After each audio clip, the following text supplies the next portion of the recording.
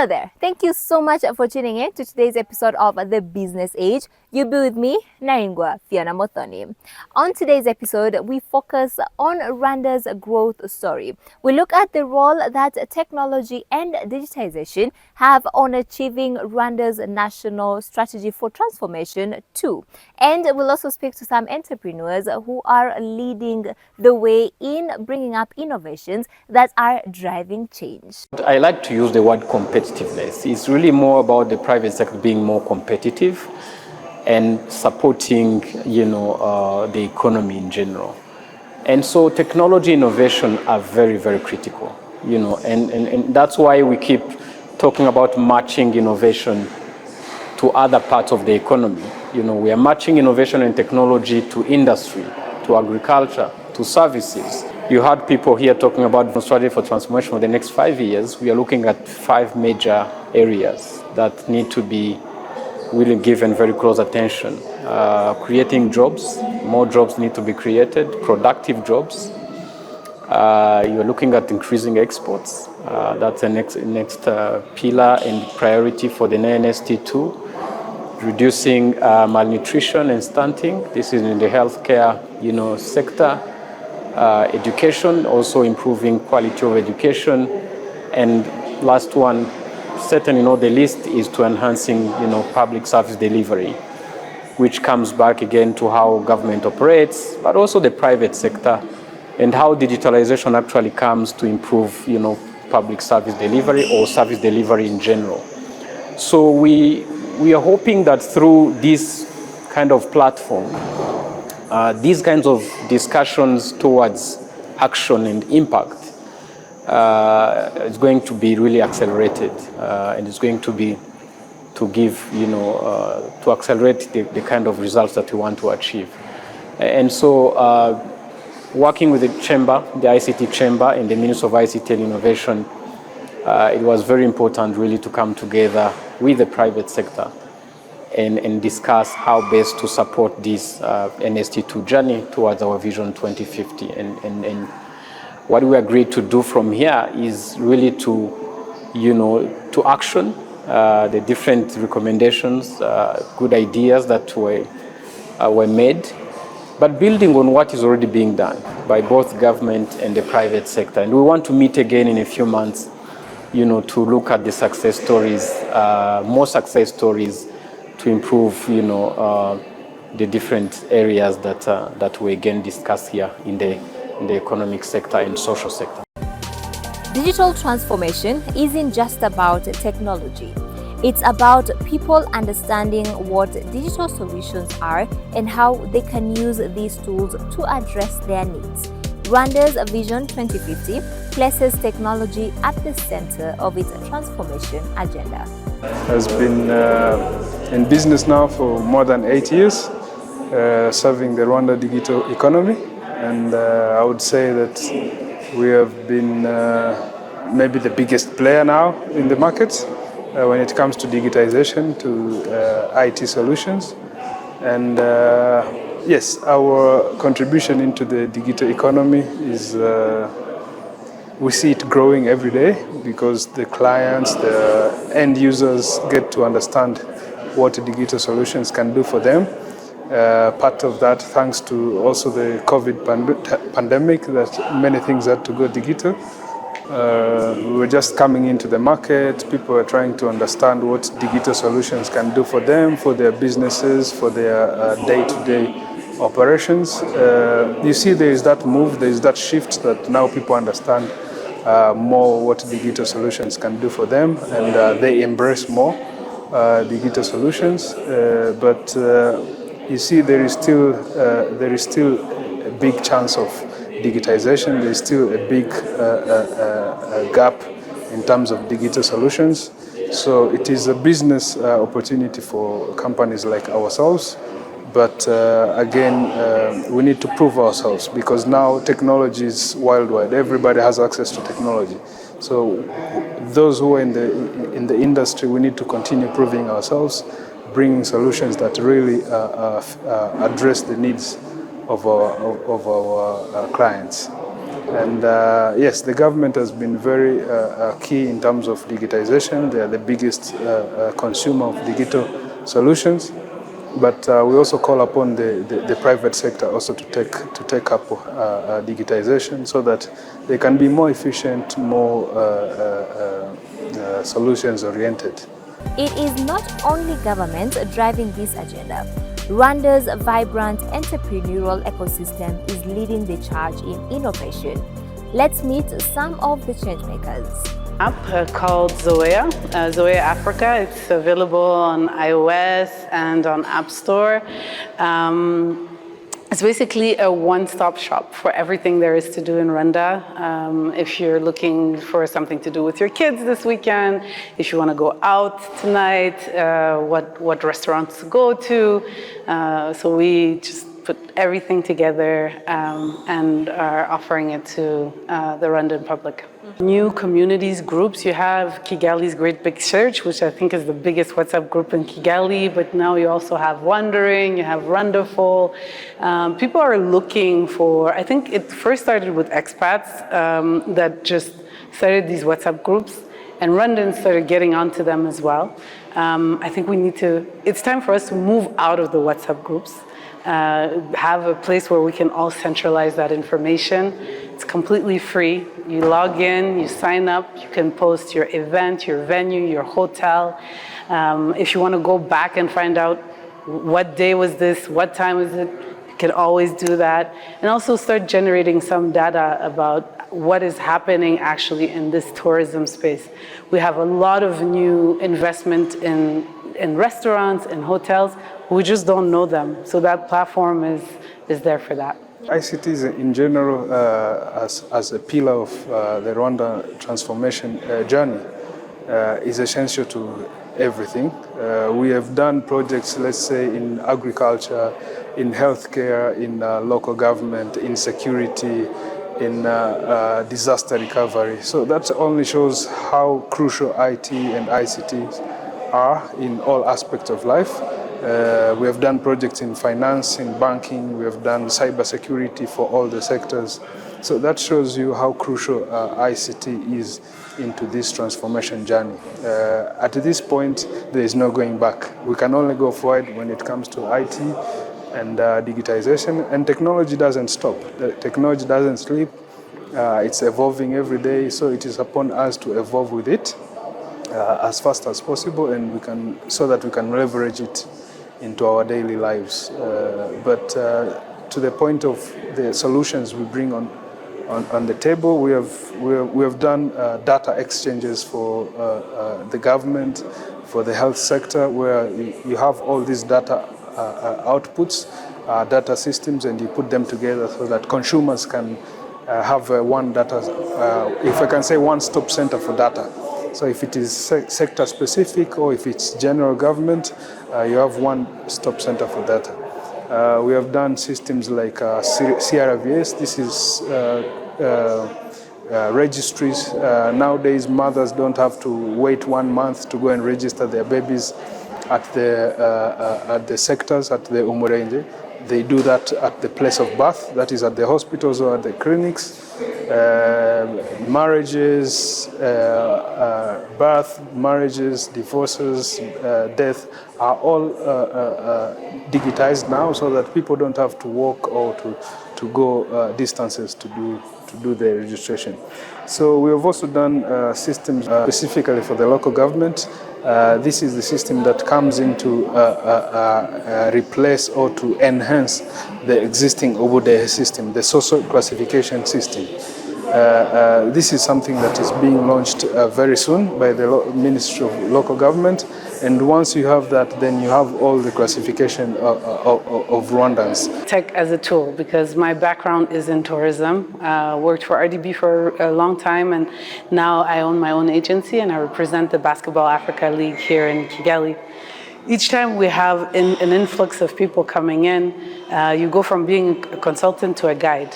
What should I do? Where should I go eat? Where can I have a drink? So now there's an app for that. So I really used the tech as a tool, and I'm really excited. We worked with a Rwandan programmer. Everything, it's a real made in Rwanda solution.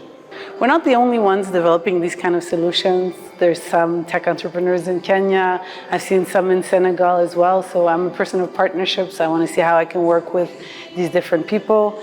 But right now we're focusing on Rwanda. I want to know where are nice hotels, where can I go like an hour away from Kigali that is not necessarily Akagera or Muhazi. I want people to be able to publicize the services and the products that are available in Rwanda. Rwanda is not boring. If you go on the app, you can see every night there's at least 2 or 3 nightclubs, events that you can go to. Rwanda is accessible for kids. We have kids activities on there. And I just want that to be known to the public. And I think that everybody that has invested in the tourism space should also have access to some kind of platform where they can publicize that to everybody. So I want to ask everybody to please download the app, create an account. If you're doing anything special, interesting, let people know. We're really investing in marketing and business development right now. So reach out. We're on Instagram, on Facebook. Rwanda's digital journey is a powerful example of what's possible when innovation meets ambition. It's known for being ambitious and for obvious reason. Where people, as His Excellency the President says, where people make or take one step, we probably need to take, to double, even triple those steps to be able to reach the Vision 2050, and also looking at where we came from. And so I think NST1 was already, quite successful to a certain extent, with a number of disruptions, COVID and other issues that the country had to deal with. But if you look at what has been achieved, compared actually to many other countries, the country has been able to sustain a relatively good, growth, GDP growth. And now moving into NST2, we want to even almost reach a double-digit, GDP growth. So the lesson is always around, how do we accelerate, service delivery? Because it's all about really service. It's all about making sure that people do better and more to achieve even those other results that we want to achieve. But also building on the successes, obviously, that we achieved. If you look at the agriculture sector, the industry of manufacturing and service sector, we've seen really an increase in all those sectors in terms of revenues, in terms of the population that was positively affected by the different projects and initiatives that were put in place. So I think we can build on that. But what keeps coming as a key enabler that will really drive this transformation, as I keep saying, it's really enhancing service delivery. It's making sure that people work faster, and hence the need to really work using technology and innovation. And so I'm very optimistic that NST2 targets will be achieved, but that will require certainly more collaboration, more partnerships. Again, here it was about partnerships, and the TBI really will keep partnering with the government of Rwanda and other partners to work on those specific initiatives that will bring the transformation that the country wants to see in the coming years. So they're all looking at solutions, innovative solutions that are going to facilitate their job while attracting more visitors, that's in the tourism area, but also while improving, the industrial output, that's from the manufacturing, for example. But also talking about agriculture, we're talking about increasing productivity, and that also requires innovative solutions and technology. So technology and innovation definitely allow more adaptability from different angles of the economy, and also accelerating the different results that a country wants to see.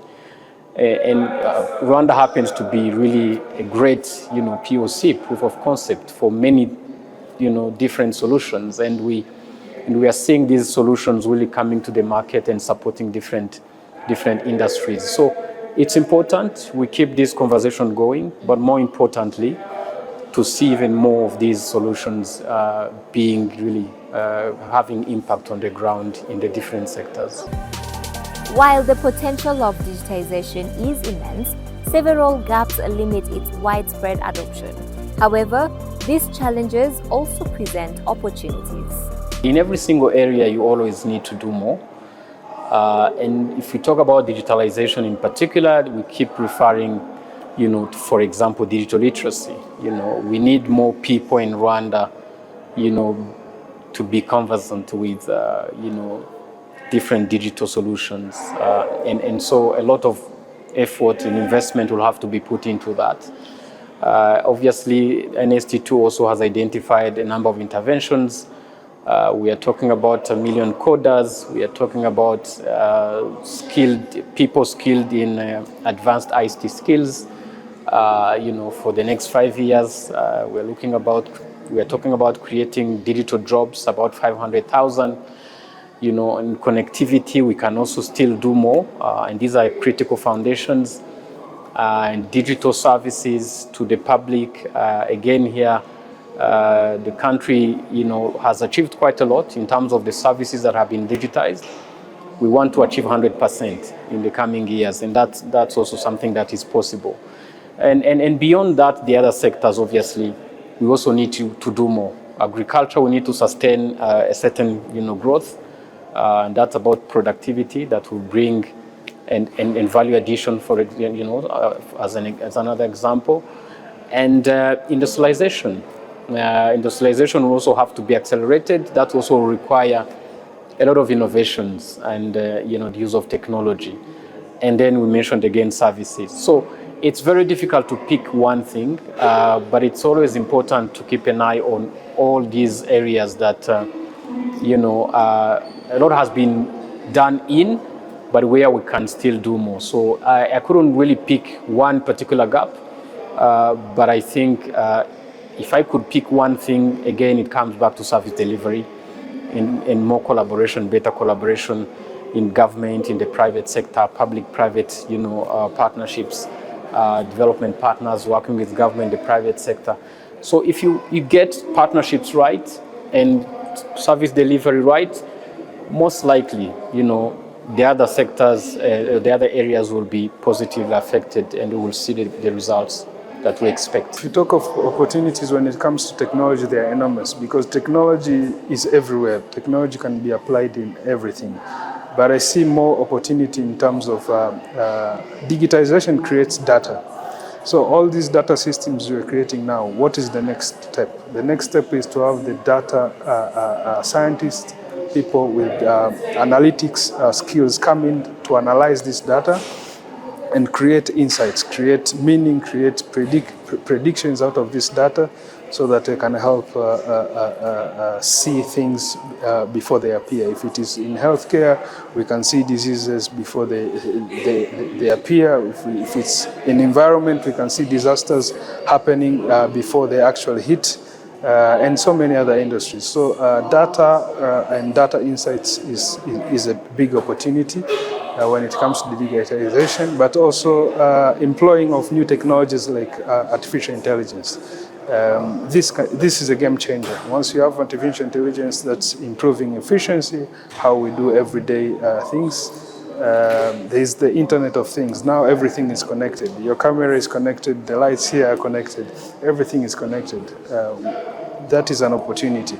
How do people come from creating the systems that power the Internet of Things, but also the devices that are connected? We created an API platform, so whoever is actually already invested in that space or doing something in that space can exist on our platform. For investors, again, it's about creating community, and we hope that this will bring community and a more of an ecosystem approach to tourism and investment in that place. And also be able to, hopefully in the future, kind of indicate where there's opportunities for investment. Where should we have more? I didn't even know we had roadside assistance in Rwanda until we started looking at what services are available. So for investors, reach out, please post, let us know who you're marketing to, how we can support. We need to give back more into developing skills that can tap into these technological opportunities. And I think we are doing that at QT, where we do internships. We collaborate with different institutions, the TVETs, the Rwanda Coding Academy, Carnegie Mellon, where we give their students internships so that they can have a feel of what it is to work in the industry. I wanted to do the app in Rwanda. We were quickly told we should go to India.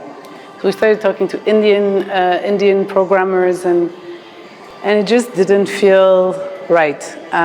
We then went to the ICT chamber and Fab Lab and really went looking for somebody that can support.